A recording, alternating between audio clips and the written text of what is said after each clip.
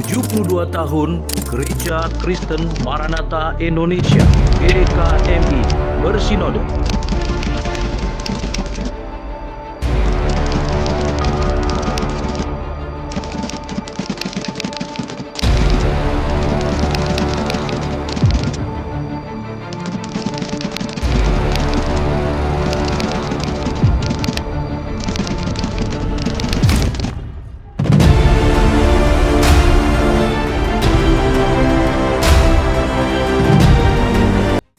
Shalom, Maranatha. Puji syukur kepada Tuhan Bapa di dalam sorga, oleh karena rahmat dan anugerahnya Gereja Kristen Maranatha Indonesia hari ini 10 Oktober tahun 2024 berusia ke-72 tahun. Banyak hal yang dialami oleh warga GKMI, hamba-hamba Tuhan, baik pendahulu, sekarang, dan yang akan datang.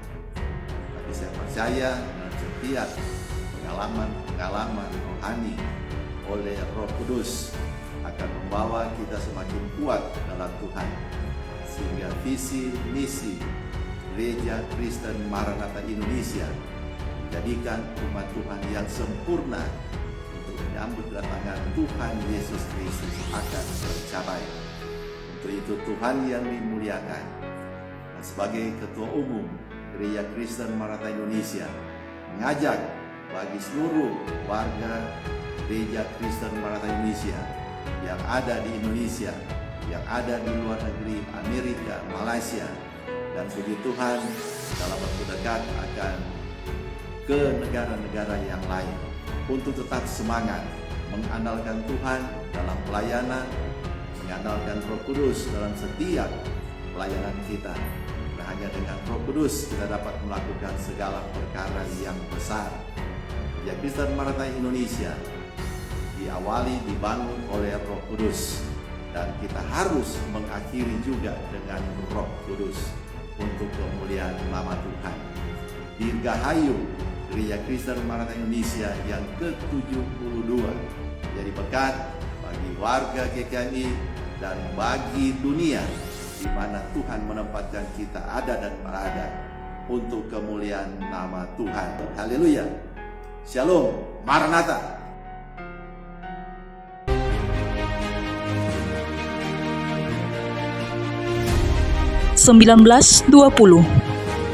William Wangko adalah orang Languan Minahasa, Sulawesi Utara yang menjadi anggota militer Kerajaan Belanda Kenil dengan menyandang pangkat kopral dan berdinas di Bandung, Jawa Barat. Di tengah menjalankan tugas, William Wangko menerima Tuhan Yesus Kristus dan memberi diri dibaptis selam, dan setelah itu William Wangko menerima karunia dari Roh Kudus, antara lain adalah hikmat dan marifat. Lewat karunia-karunia itu, William Wangko banyak menyingkapkan dosa atau kesalahan dari rekan-rekannya. Bahkan komandannya sendiri tidak luput dari penyingkapan dosa-dosanya. Sulit bagi komandannya untuk menerima teguran itu, sehingga William Wangko dicap tidak waras dan harus diperiksa oleh dokter ahli kejiwaan. Tetapi atas kehendak Tuhan, dokter yang memeriksa William Wangko juga disingkapkan dosa serta kesalahannya.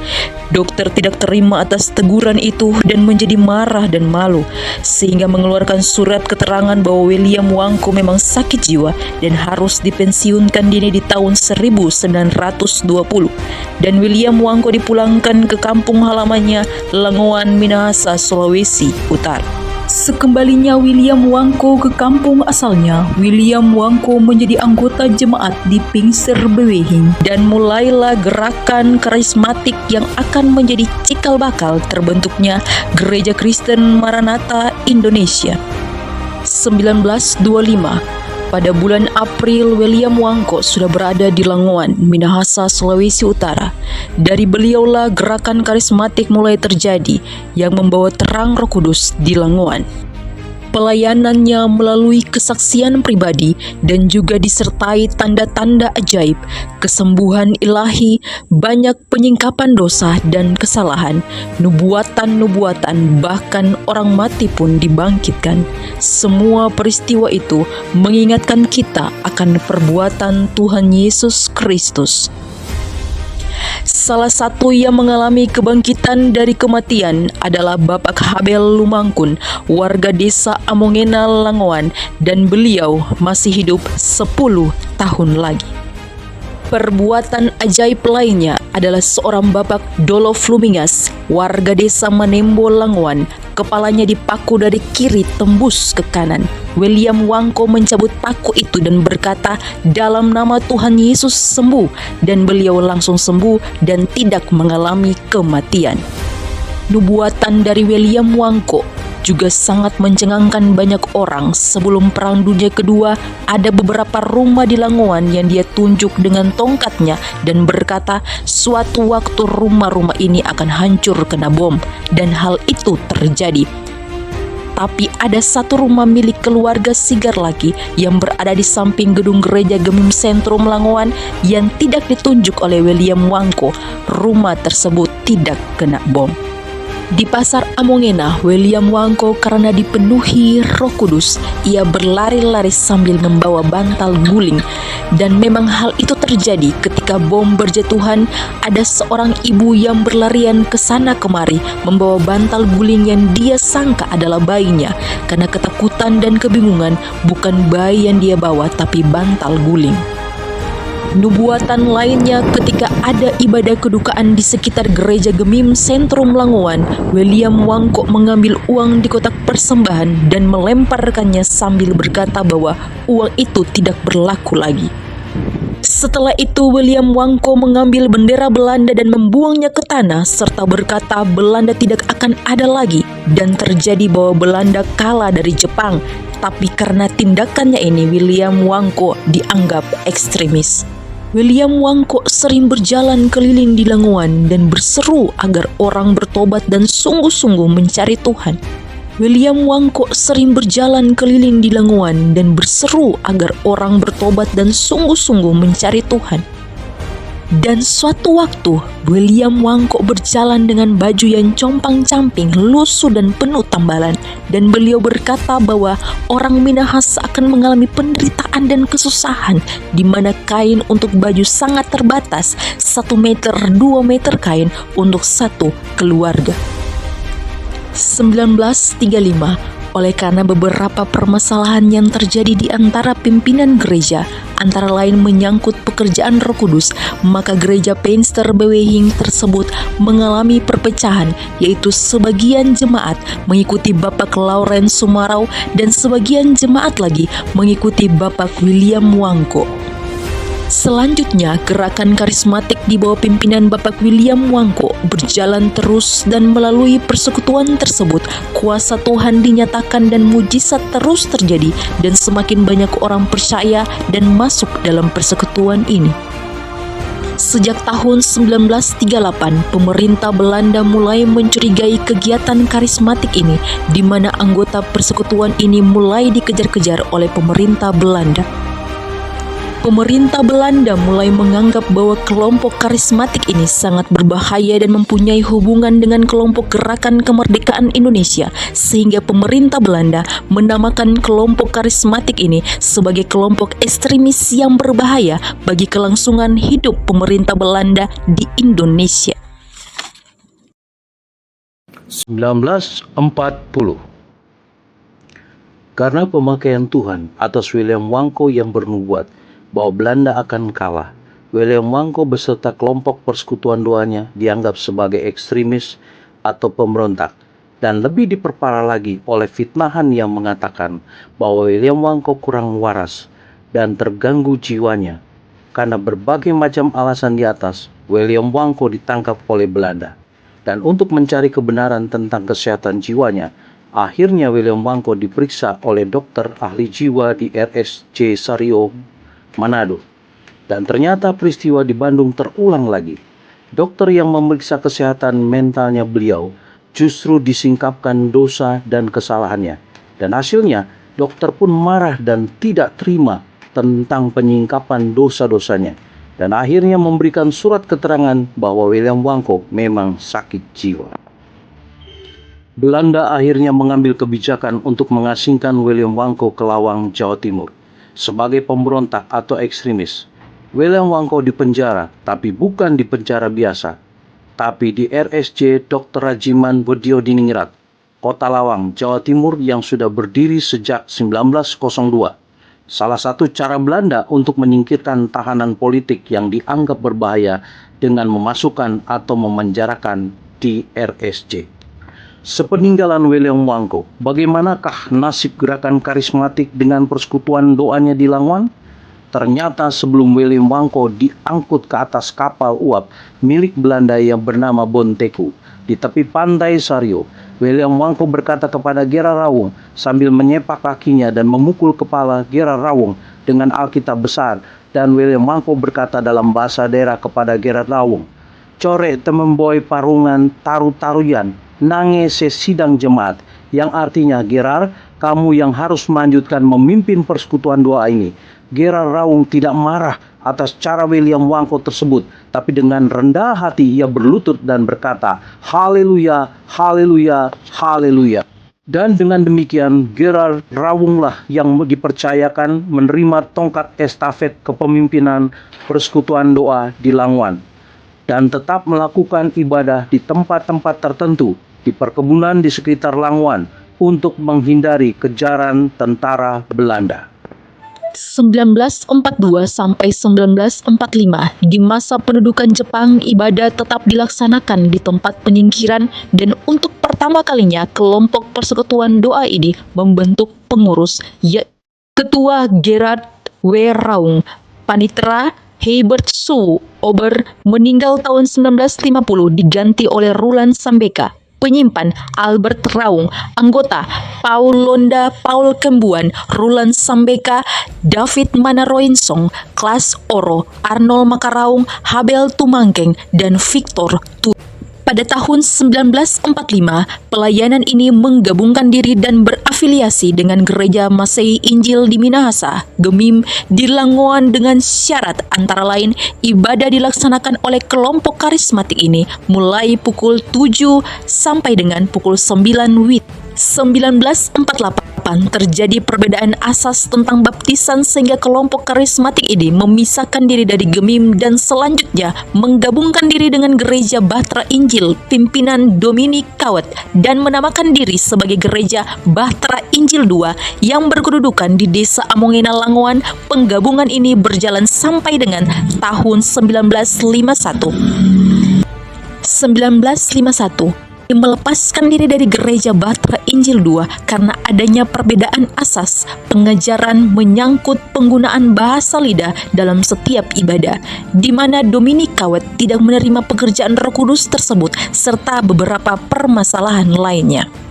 Pada saat doa dan puasa, Gewi Rawung mengutus Ebert Tumangkeng, Herbert Suwu, dan John Oro untuk bertemu dengan Bapak D.S. Rewa, teman dekat Gewi Rawung, untuk berdiskusi tentang langkah-langkah yang harus Maka Bapak D.S. Rewa menyarankan untuk mendirikan organisasi gereja permanen, lalu dibuatlah anggaran dasar dan anggaran rumah tangga, dan jangan lagi berlindung di gereja yang lain.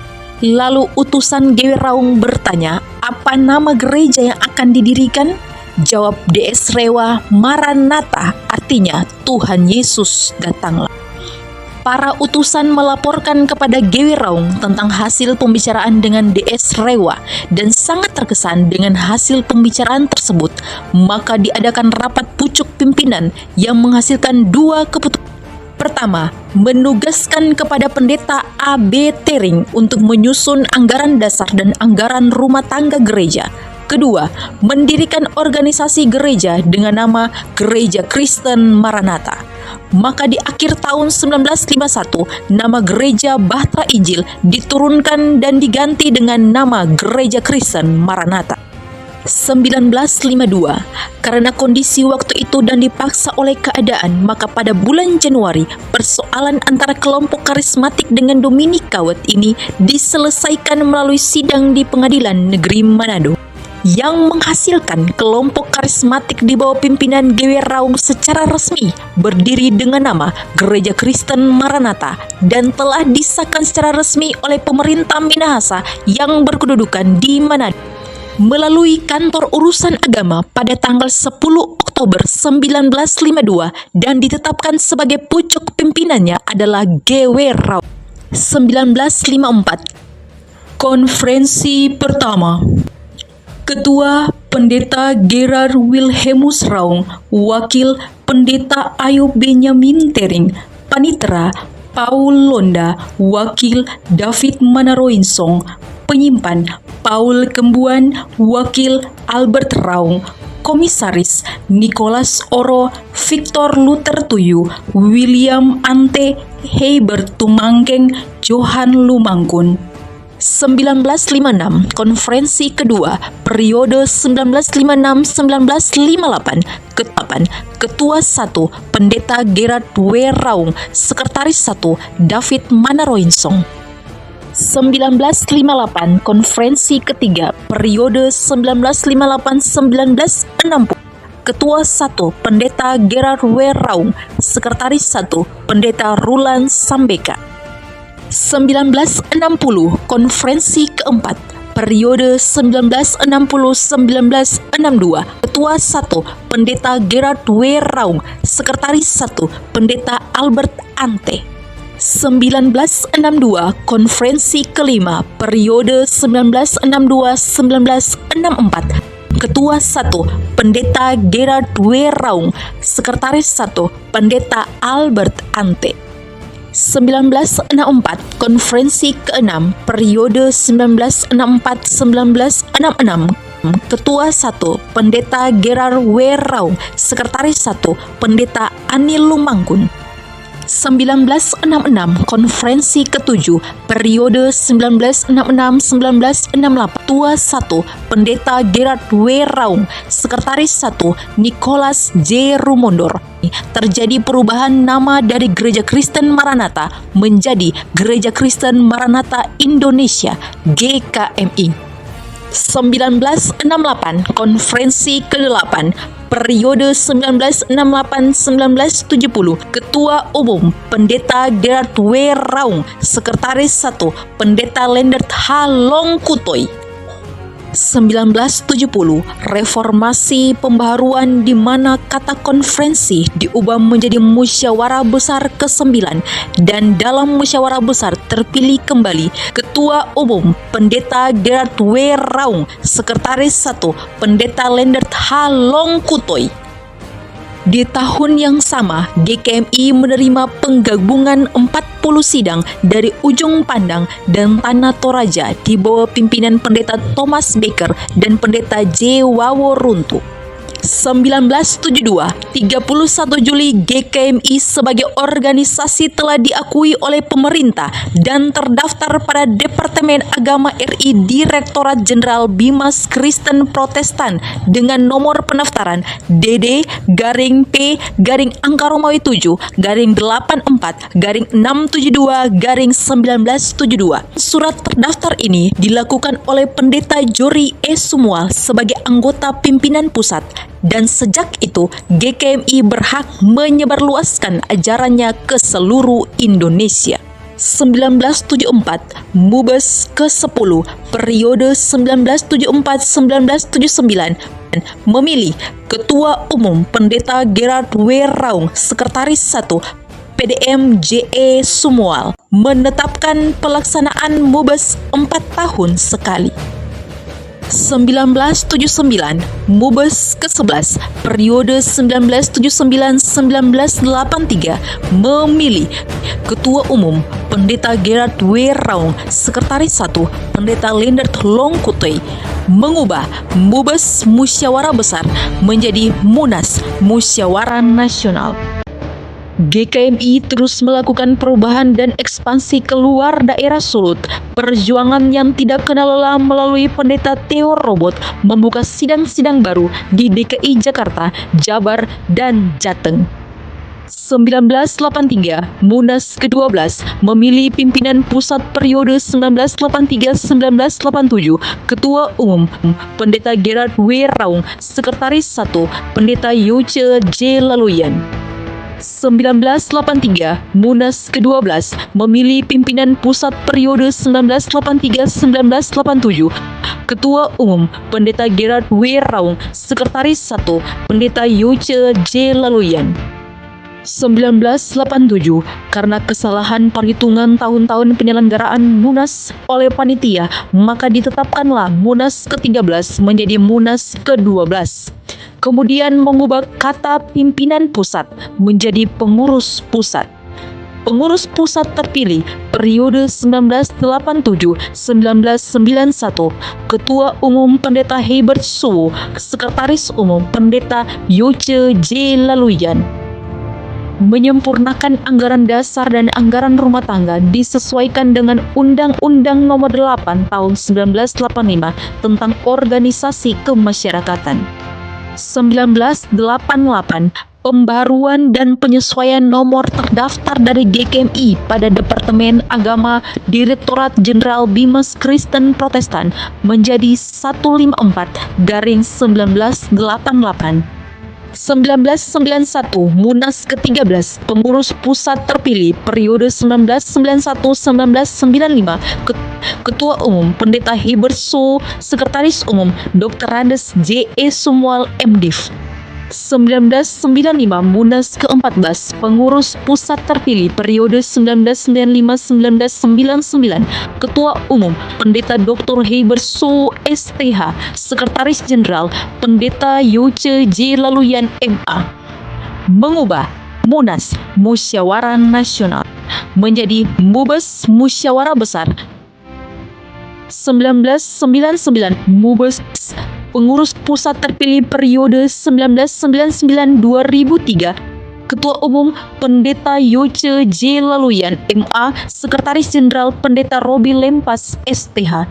1999, Sekretaris Jenderal dipilih terpisah dari Ketua Umum. 2003, Musyawarah Besar ke-16, pengurus pusat terpilih periode 2003-2007, Ketua Umum Pendeta Yoce J. Laluyan MA, Sekretaris Jenderal Pendeta Heri Kaulur STH. Tahun 2003, istilah Sekretaris Jenderal dikembalikan lagi menjadi Sekretaris Umum dan dipilih oleh peserta musyawarah besar berpasangan dengan Ketua Umum.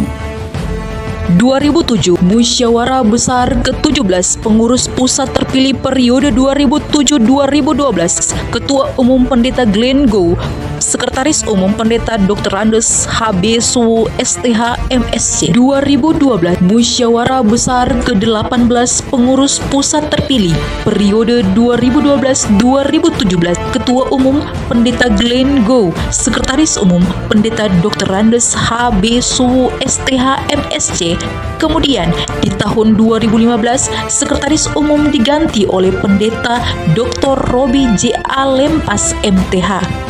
2017, Musyawarah Besar ke-19, pengurus pusat terpilih periode 2017-2022, Ketua Umum Pendeta Dr. Randes H.B. Suwo STH MSc, Sekretaris Umum Pendeta Hani Kolamban MTH. Kemudian di tahun 2018, Sekretaris Umum diganti oleh Pendeta Margarita M.A. Mundung SE MMCA.